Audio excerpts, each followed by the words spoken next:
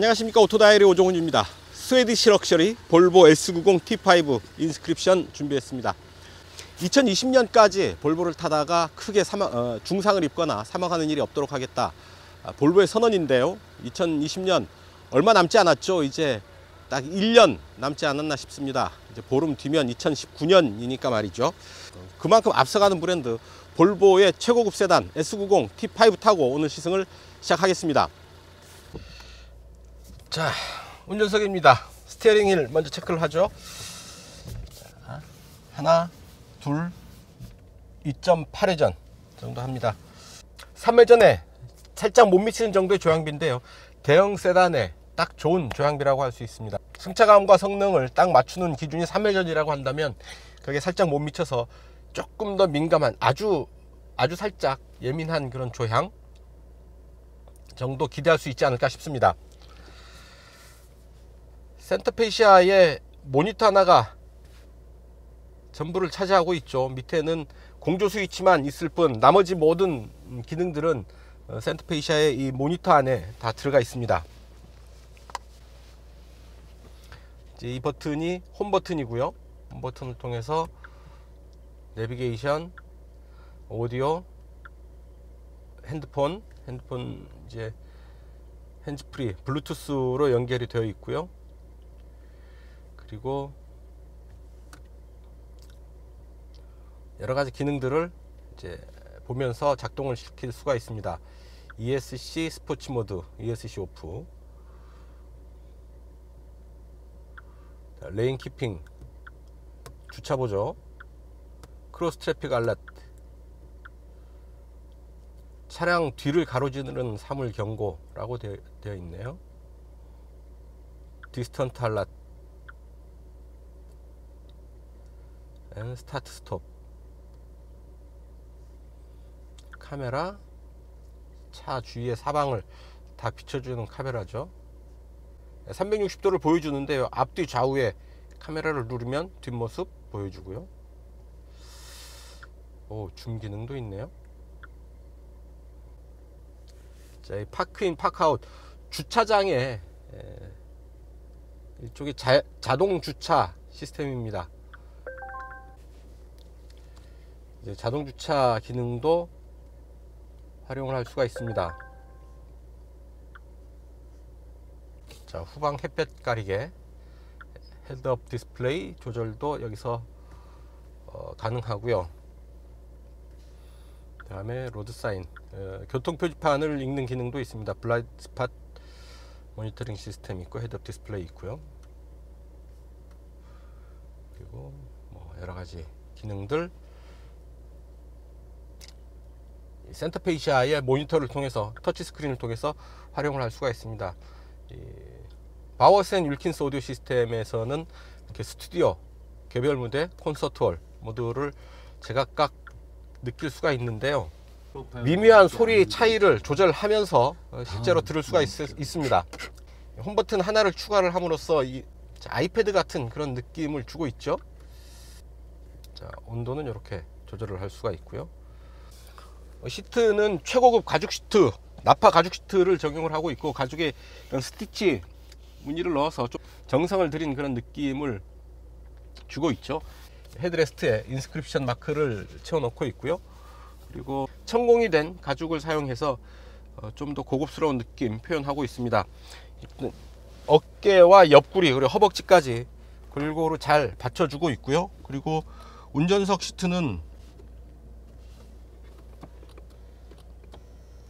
허벅지를 좀 더 늘릴 수 있는 시트 익스텐션 기능이 있어서 허벅지 부분을 조금 더 넓게 받쳐줄 수가 있습니다.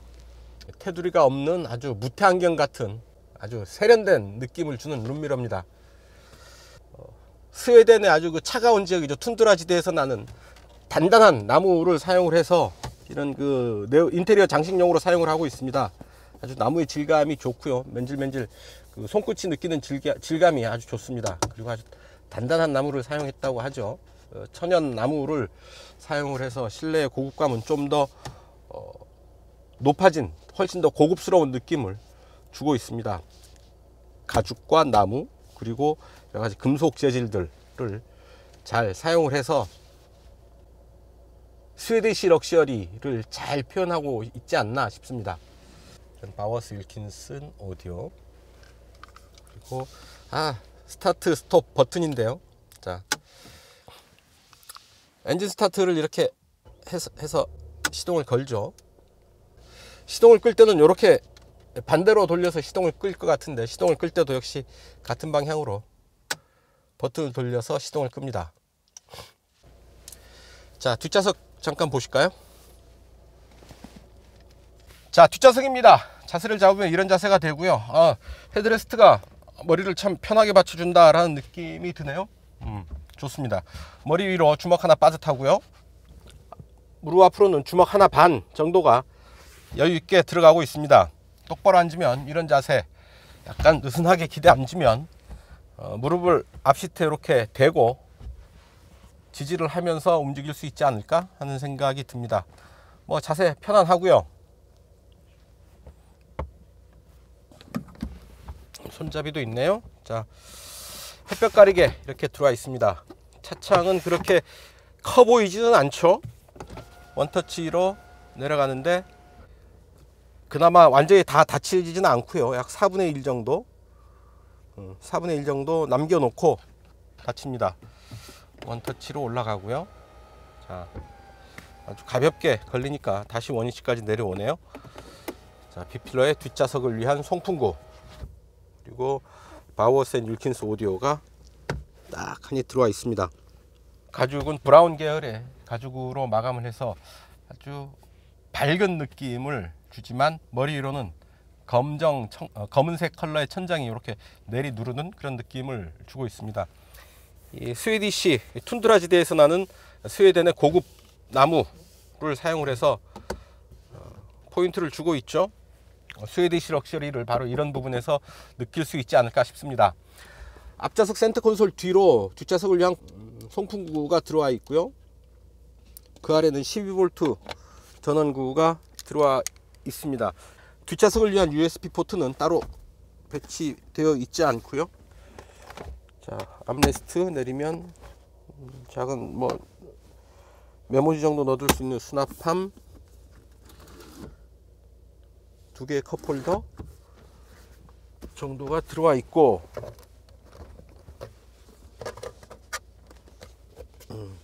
이 스키스루는 밖에서 열 수가 있을 듯 합니다. 볼까요?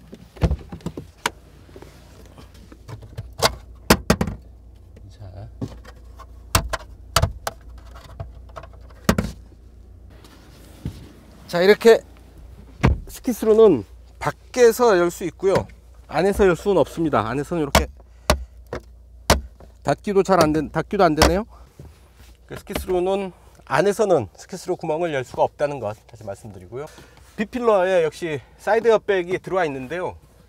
B필러가 상당히 두껍습니다. 두껍다는 느낌이 들고요. 두꺼워서 운전석에서 숄더 체크할 때 B필러가 좀 걸리는 감이 없잖아 있습니다. 상당히 뒤에 와서 보니까 역시 B필러가 상당히 두껍다라는 느낌이 더 강하게 드네요. 이제 운전석으로 건너가서 본격적인 시승을 이어가도록 하겠습니다. 가시죠.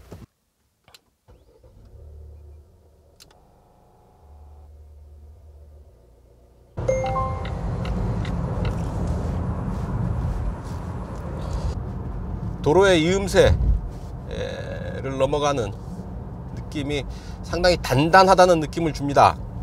툭 하고 치고 나가는 순간에 그 충격의 느낌이 물렁거리지도 않고요. 아주 강하게 받아치는 것도 아니고, 복싱 글러브를 치고 샌드백을 딱 치는 그런 느낌과 흡사합니다. 딱 맞물리는 그런 느낌인 거죠. 충격을 넘어가는 그런 부분에서 이 차의 색깔을, 이 차의 어떤 그 특징을 맛볼 수 있었습니다. 자, 이 차 파일럿 어시스트 시티 세이프티 기능을 적용을 하고 있죠. 시티 세이프티는 도심에서의 저속 주행에 대응하는 안전 기능이고요. 파일럿 어시스트는 그보다는 높은 속도에서 자율주행과 안전을 커버하는 일종의 에이다스 시스템입니다. 작동도 쉽고요. 버튼, 스티어링 휠 왼쪽에 있는 버튼을 딱 누르면 바로 활성화가 됩니다. 휠에서는 스티어링 휠에서는 손을 완전히 뗐습니다. 차간거리 조절을 하고 있죠. 차간거리는 하나, 둘, 셋, 넷, 4단계로 조절이 가능하죠. 완전히 정지까지 하고 움직이니까 다시 차가 움직입니다. 앞차가 내 차를 끌고 가는 그런 느낌이랄까요. 파일럿 어시스트 상당히 정교해지고 세심하게 잘 다듬어진, 그래서 완성도가 더 높아진 그런 느낌이네요. 앞차를 따라서 슬슬 가고 있는 겁니다. 저는 지금 가속 페달, 스티어링 휠 아무것도 만지지 않고 있고요.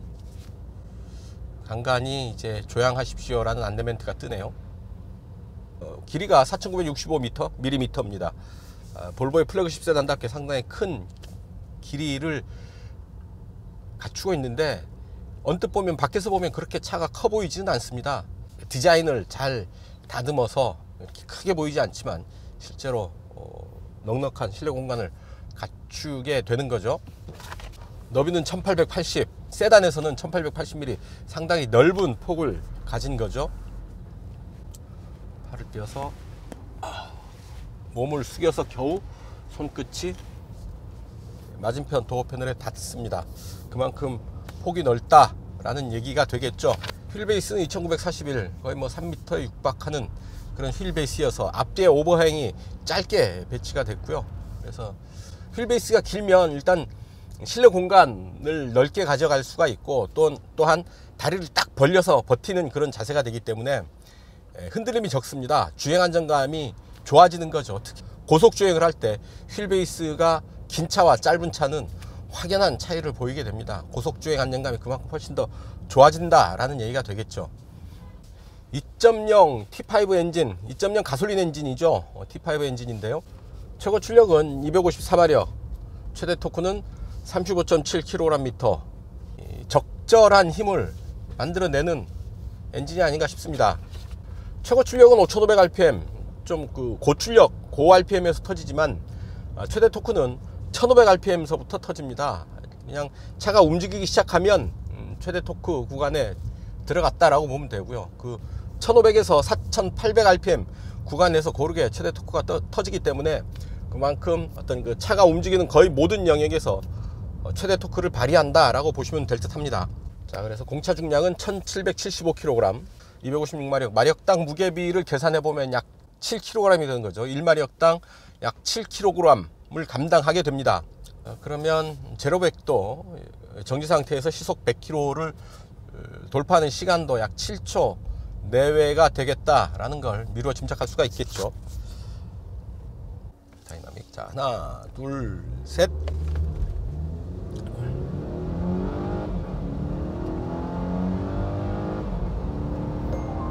제가 빠른 시간 내 시속 100km를 주파를 하고요. 초반에 큰 힘이 걸릴 때 트랙션 컨트롤을 하는 부분이 느껴집니다. 바퀴가 헛바퀴 돌지 않도록 구동력을 제어해 주는 부분이 느껴지고요. 힘의 낭비를 없애는 부분, 그리고 빠르게 속도를 올려 나가는 부분이 잘 조화를 이루고 있다라고 얘기할 수 있을 듯 합니다. 자, 주행 모드 잠깐 볼까요? 에코, 효율적인 주행, 컴포트, 평상시 주행, 다이나믹, 고성능입니다. 아주 A필러를 살짝 스치는 바람 소리 정도가 잔잔하게 들립니다. 시속 90이고요. 엔진 소리는 그렇게 거칠지도 크지도 않습니다. 잔잔하게 들리는 듯 마는 듯. 바람 소리 역시 그렇고요. 이 카메라를 달기 위해서 커버를 열었더니 소리가 조금 더 들어오는 건가요? 어쨌든 이중 접합 유리를 사용을 하고 있어서 실내로 들어온 소리를 어느 정도 차단은 하고 있습니다만 아주 조용한 수준은 아닙니다. 잔잔하게 밑으로 깔리면서 들어오는 그런 바람 소리 정도가 느껴집니다. 시속 100에서 RPM은 약 1600 정도 마크를 하고 있습니다. 8단 자동 변속기고요. 8단, 7단, 6단, 5단, 4단, 3단, 3단 뭐 4800 rpm까지 2단으로는 내려가지 않고 3단에서 8단까지 약 1500에서 4800 rpm 구간에서 시속 100km를 누릴 수 있습니다. 변속 순간의 쇼크가 충격이 크지 않습니다. 아주 부드럽게 시프트 업다운이 이루어지고 있습니다. 자, 다이나믹 모드에서도 그럴까요? 힘을 써 봅니다. 다이나믹 모드고요. 좀 강한, 좀 예민해진 느낌이 오네요. 킥다운 버튼, 가속 페달의 킥다운 버튼은 있고요. 마저 꽉 누르면 좀 더 강한 힘을 드러내는 거죠. 다이나믹 모드에서 조금 더 힘을 쓰고 강해진 면모, 좀 예민한 민감한 반응을 보이긴 하지만 RPM의 움직임은 크게 다르지 않고요.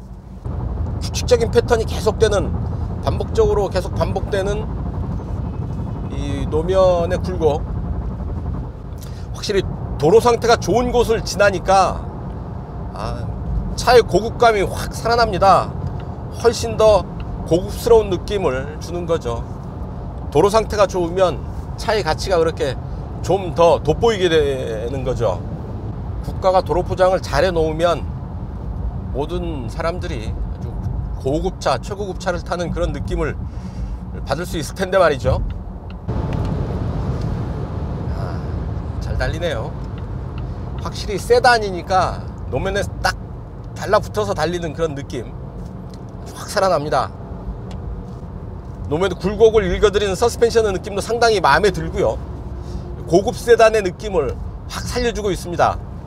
서스펜션 앞에 W25의 뒤에 멀티링크인데요. 멀티링크에 리프 스프링을 더한 구조라고 설명서에 나와 있더라고요.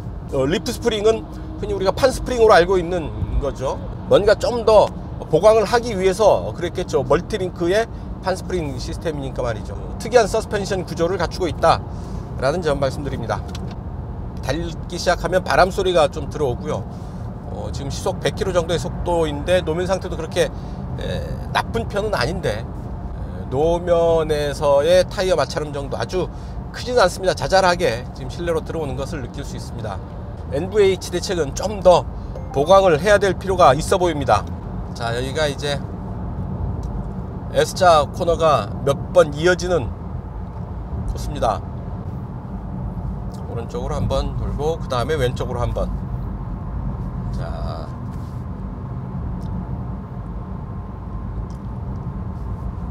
슉 돌아가죠.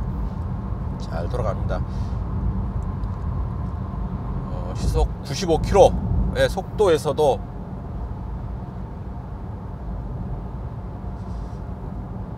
코너를 아주 아름답게 타고 넘어갑니다. 거의 완벽에 가깝게 코너를, 이런 구분 차로를 잘 읽어서 가고 있습니다. 운전자가 직접 운전을 해도 이렇게 자연스럽게 조향하기는 어렵지 않을까 하는 생각이 들 정도로 아주 능숙하게 스스로 주행을 하고 있습니다. 아마 이런 볼보의 에이다스 시스템은 자동차 브랜드들 중에서 가장 앞선 그런 성능을 보여주고 있지 않나 싶은데요. 실제로 그렇습니다. 국내 시판 중에 자동차 브랜드들 중에서 가장 앞선 수준의 에이다스 시스템을 보여줍니다. 파일럿 어시스트2가 최고 수준이라는 얘기죠. 사람이 운전하는 것에 걸맞게 비슷한 수준으로 아주 자연스럽게 운전을 잘 해주고 있습니다. 2020년까지 볼보의 탑승 중에 사망하는 사고가 없게 하겠다 라는 게 볼보의 선언입니다. 볼보가 그만큼 안전에 대해서 보장하겠다 라는 얘기인데요. 지금 2018년 말, 다음 달이면 2019년이 시작이 됩니다. 이제 불과 1년 앞에 펼쳐질 세계를 볼보가 얘기하고 있는 겁니다. 기대해 봐야 되지 않을까 싶네요. 자, 이렇게 빨리 달릴 때 굳이 계기판을 보려고 고개를 숙일 필요가 없죠. 앞을 보면서 헤드업 디스플레이를 함께 보면서 쭉 가속을 이어갈 수가 있습니다. 잠깐의 시선 처리가 중요한 순간, 이를테면 좀 빨리 달리거나 할 때에는 헤드업 디스플레이의 효용성이 좀 더 커집니다. 눈을 숙여서 계기판을 보는 것보다는 전방을 주시하는 그대로 운전을 하면 그러니까 그 잠깐의 시간을 아낄 수가 있는 거죠. 시속 100km면 약 1초에 28m를 이동을 하는 겁니다. 자, 차체 흔들림은 야, 이게 앞바퀴 굴림 차가 맞나 싶을 정도로 야, 상당히 안정감이 있습니다. 이 차 엔진 형식이 보어보다 스트로크가 내경보다 행정이 더 깁니다. 그래서 롱 스트로크 엔진이 되는데요, 승차감에 좀 더 유리할 수 있는 구조입니다. 필요한 만큼 그 이상으로 힘을 잘 뽑아내면서 안정감을 잃지 않고 빠른 속도까지 속도를 잘 뽑아내고 있습니다. 자, 제동 한번 해보죠. 뒤에 차들이 없는 거 확인을 했고요. 하나, 둘, 셋.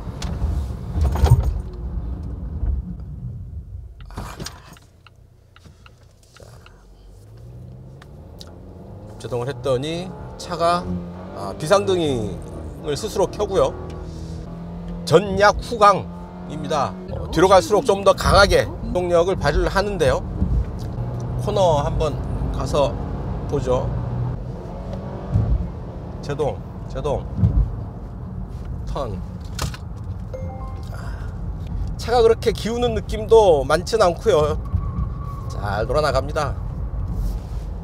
재밌는데요, 확실히 재밌고 경쾌하게 타이트한 코너를 힘차게 빠져나갈 수 있었습니다. 서스펜션과 타이어가 받쳐줬기 때문에 저런 좀 하드한 강한 코너링이 가능할 테고요. 특히 그런 단단한 차체가 이런 그 코너링에서 안정감 있는 그런 주행 성능을 보여주게 됩니다. 차체가 덜 찌그러지는 거죠. 아무래도 이 강철 덩어리인 차체가 안 찌그러질 것 같은데요. 이제 강한 코너링 또한 웅덩이 이런 데를 지날 때 차체가 찌그러지는 현상을 보이게 됩니다. 극히 미묘한 차이긴 하지만 그런 데서 좀 더 차체의 강성이 강한 차들은 덜 찌그러지고 원래 그 형태를 유지를 하는 거죠. 강한 차체의 강성 그런 데서 느낄 수 있습니다. 엔진 스톱 끝나고 다시 엔진 재시동이 일어나는데 이렇게 거칠지 않습니다. 자, 이겁니다. 과습방지턱을 넘는 느낌이 무척 마음에 듭니다. 샌드백을 권트 글러브를 끼고 샌드백을 치는 느낌이라고 말씀을 드렸죠. 기분 좋은 타격감을 보여주는 서스펜션입니다. 전 구간 속도 구간 영역에서 아주 강한 퍼포먼스를 느낄 수가 있습니다. 빨리 출발하고 또한 빠른 속도까지 가속 역시 아주 힘차고 빠르게 이어집니다. 256마력의 힘, 플래그십 세단으로서는 그렇게 넘치는 힘이라고는 할 수는 없지만 딱 좋은 만큼의, 또 필요할 때는 아주 강한 퍼포먼스까지 느낄 수 있을 정도의 딱 좋은 정도의 힘이 아닐까 하는 생각이 듭니다. 물론 300마력이 넘는 아주 강한 팡팡 터지는 힘을 가지면 더 좋겠죠. 하지만 거기에 따라서 또 부담해야 되는 부분들도 분명히 있을 테고요. 그래서 아주 스포츠카를 지향할 정도의 강한 힘을 원하지 않는다고 한다면 플래그십 세단, 대형 세단으로서는 딱 좋은 정도의 적당한 힘을 가졌다라고 말씀드릴 수 있겠습니다. 턴 아주 조향 반응이 정확하죠. 지체 없이 앞이 방향을 딱 잡고요. 또한 뒤가 흐르는 법도 거의 없습니다. 각자 그 차를 선택하는 기준들이 각자가 다르죠. 뭐 성능도 좋고 가격도 좋고 경제성도 좋고 다 좋은데 나는 무조건 내 가족의 생명, 내 가족의 안전이 최고다 하시는 분들 볼보를 선택하라고 말씀드리고 싶습니다. 볼보 글로벌 차원에서도 2020년부터는 볼보를 타다가 죽는 일은 없게 하겠다라고 공공연하게 이제 얘기하고 선포하고 있으니까요. 그만큼 자신 있다라는 얘기고요. 메이커가 그런 얘기를 그렇게 해준다면 소비자들 입장에서는 더없이 반갑고 고마운 일이죠. 그런 면에서 볼보에 박수 쳐줄만 하지 않을까 싶습니다. 만약나 또 걱정, 우려되는 부분이 또 있죠. 진짜 그렇다가 정말로 그럴 수 있을까? 정말로 볼보를 타다가 사망사고가 없을까? 없으면 진짜 다행이고요. 진짜 획기적인 일일 테고 안 생길 수가 없을 때 만약 하나 생긴다고 하면 그 뒷감당은 어떻게 하려나 하는 생각도 드는 게 사실입니다. 어쨌든 시장을 지켜보죠. 2020년 그렇게 멀지 않았습니다. 이제 불과 1년 후, 1년 앞으로 다가온 미래의 자동차 산업, 볼보가 이끌어간다고 해도 과언은 아니겠습니다. 단도직입입니다. 대시보드 상단에 이렇게 예리한 각을 딱 잡아 놓고 있는데요, 굳이 대시보드 상단에 이런 예리한 각을 만들어 놓을 필요가 있을까요? 멋을 내기 위해서 예리한 각을 잡아 놓은 것 같기는 한데요, 안전에는 크게 도움이 되지 않습니다. 최악의 경우에는 이것 때문에 사람이 다칠 수도 있다라는 얘기고요. 그래서 안전을 최우선으로 치는 볼보답지 않은 디자인입니다. 자, 음성 명령은 스티어링 휠에는 음성 명령 버튼이 있는데요, 아무런 반응이 없습니다. 아마 국내에서는 작동하지 않는 게 아닌가 싶은데요, 이런 부분들 좀 아쉽습니다. 한국 소비자들에 대해서 좀 더 정성을 기울여 줬으면 하는 바람입니다. 트렁크 상단은 맨철판이 그대로 드러나 있습니다. 볼보의 플래그십 세단이라고 한다면 그런 부분의 마무리 좀 더 세심하게 또 정성스럽게 해야 되지 않을까 싶고요. 소비자들이 그 부분을 보면서 좀 민망하겠죠. 그래도 이게 볼보의 최고급 세단인데 겨우 이 정도 마무리 수준이야? 라는 생각을 하게 되겠죠. 그런 그 디테일한 부분에서 소비자들에게 감동을 주는, 만족을 주는 좀 더 세심한 마무리 기대해 봅니다. 그래도 이 차 볼보의 플래그십이니까요. 네, 연비 테스트 하겠습니다. 여기 파주 헤일이고요, 서울 교대역까지 약 55km 달려가면서 연비를 측정해 보도록 하죠. 이 차의 공인복합 연비는 11.1km/L입니다. 자, 현재 트립 재설정해서 평균 연료 소모량 0에 놨습니다. 자, 이제 출발하면서 연비를 체크해 보도록 하죠. 리터/per 100km 단위로 표시가 되네요. 자, 엔진 스톱이 딱 일어나죠. 스티어링 휠을 돌려도 제시동은 일어나지 않습니다. 브레이크에서 발을 떼도 그러네요. 가속 페달을 툭 밟으니까 아주 부드럽게 제시동이 일어납니다. 다시 1m쯤 옮겼나요? 다시 엔진은 꺼집니다. 자, 오토파일럿을 활용을 하면서 연비운전, 경제운전으로 복귀를 하겠습니다. 속도를 쭉 끌어올리고 연비는 계속 좋아지고 있죠. 연비 11.1km/L니까 뭐 10L/100km, 100km에 10L 정도 하면 좋지 않을까 싶은데 벌써 10m로 떨어졌죠. 네, 행주대교 북단인데요, 행주대교 북단을 지나왔는데요, 행주대교 쪽이 너무 막혀서 우회하도록 하겠습니다. 행주대교 북단까지 6.2L/100km 기록을 했습니다. 공인복합 연비보다 5km 이상 더 좋은 연비를 기록하고 있습니다. 자, 행주대교가 밀려서 가양대교로 돌아왔는데요, 역시 심한 교통체증을 만났습니다. 연비가 6.2까지 기록했던 연비가 7.0, 7.1을 넘기고 있습니다. 7.1 L/100km죠. 상당히 교통체증이 연비 안 좋다라는 걸 다시 한번 느끼게 되는데요, 그래도 그 공인복합 연비보다는 우수한 연비를 보이고 있는 거죠. 자, 다시 올림픽대로는 길게 그 꼬리에 꼬리를 무는 교통체증 구간입니다. 오늘 뭐 복불복이죠. 뭐 이런 날, 교통체증이 심한 날 시승에 나선 것도 뭐 운명이라면 운명이겠습니다. 어쨌든 교통 상황 이렇다는 상황을 전하고요, 다시 올림픽대로로 길을 바꿔 탔습니다. 켜주고요. 자, 이제 다시 교통체증 구간으로 진입했습니다. 네, 이수교차로 진출로입니다. 올림픽대로를 쭉 타고 왔고요, 이제 이수교차로에서 빠져나갑니다. 연비 7.0 기록하고 있습니다. 14km/L 정도인데요, 100km에 7L 정도의 연비 보이고 있습니다. 쭉 뭐 계속 교통량이 많아서 정체 구간에 간간이 있었고요, 이제 시내로 들어가면 정체 구간도 이어지고 또 신호등도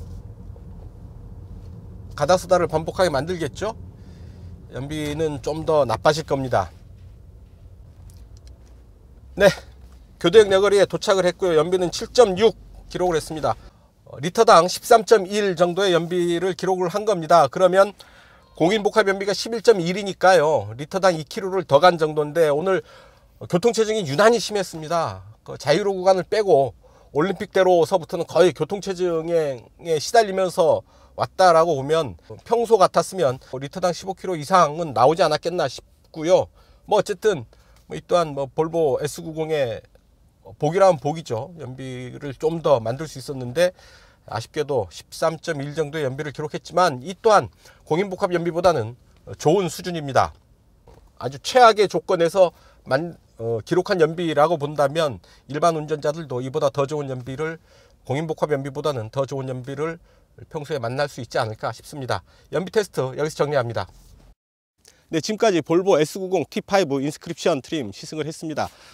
볼보의 플래그십 세단이지만 상당히 합리적인 세단이라는 생각을 하지 않을 수 없습니다. 일단 대형 세단, 플래그십 세단으로서는 참 합리적인 가격이 아닐까 싶은데요. 능동 안전과 반자율 운전, ADAS 시스템에서는 훨씬 가장 앞선 수준의 기술을 보유하고 있는 게 바로 볼보가 아닐까 싶습니다. 2020년부터는 이 차를 타다가 크게 다치거나 죽는 일이 없게 하겠다라는 게 볼보의 약속인데요. 불과 1년 남았습니다.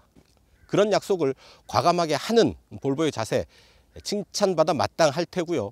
소비자들이 호응이 따라준다면 어떤 자동차 산업, 자동차의 역사에 있어서 상당히 획기적인 일이 벌어지는 기점이 되지 않을까 싶습니다. 어쨌든 전체적으로 상당히 합리적이면서도 앞선 기술을 느끼게 되는 볼보 S60 T5 인스크립션이었습니다. 오늘 시승 여기까지입니다. 지금까지 저는 오토다이어리 오종훈이었습니다. 감사합니다.